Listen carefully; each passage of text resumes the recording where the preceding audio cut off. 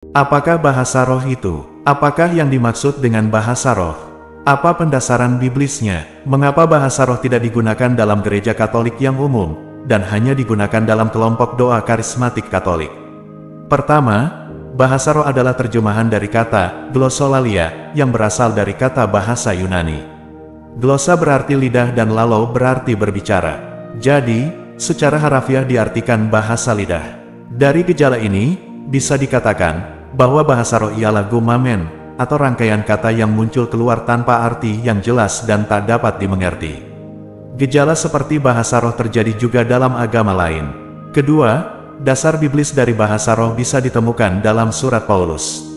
Paulus memandang bahasa roh sebagai anugerah Roh Kudus. Lihat 1 Korintus 12 ayat 8-10 dan ayat 28-30.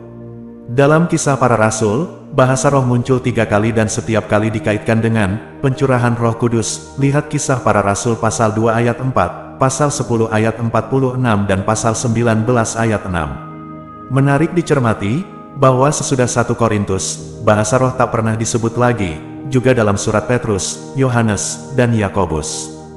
Bahkan, dalam surat Roma dan Efesus yang memberikan daftar karunia roh, bahasa roh tak disebut, bandingkan Roma 12 ayat 3-8 dan Efesus 4 ayat 11. Uraian tentang bahasa roh dapat ditemukan dalam 1 Korintus 14. Menurut Paulus, bahasa roh adalah berkata-kata kepada Allah, bukan kepada manusia.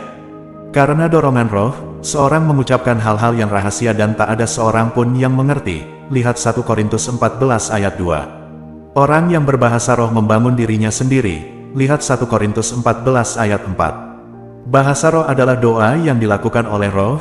Lihat 1 Korintus 14 ayat 14. Dan pengucapan syukur. Lihat 1 Korintus 14 ayat 16-17. Paulus meminta agar jangan melarang orang yang berkata-kata dengan bahasa roh. Lihat 1 Korintus 14 ayat 39. Dia sendiri berharap agar semua berkata-kata dengan bahasa roh. Lihat 1 Korintus 14 ayat 5.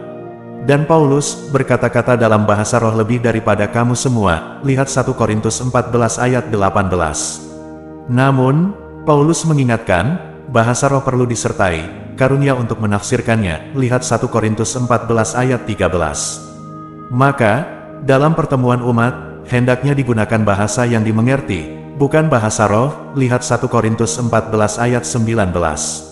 Karunia bahasa roh adalah tanda bagi orang yang belum beriman, dan bukan untuk orang yang sudah beriman. Lihat 1 Korintus 14 ayat 22. Maka, dalam pertemuan jemaat, dengan syarat jika ada yang menafsirkan, barulah bahasa roh boleh digunakan.